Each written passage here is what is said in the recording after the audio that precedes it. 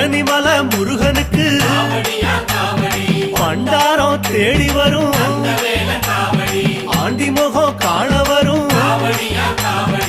ஆவினங்குடி தேடி வரும் கால்நடையா வந்த காவடி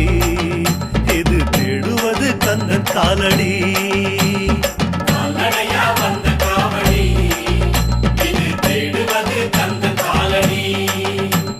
பழுத்த பழம் தேடுதப்பா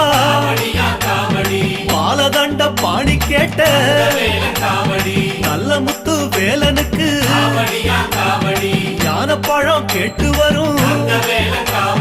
கால்நடையா வந்த காவடி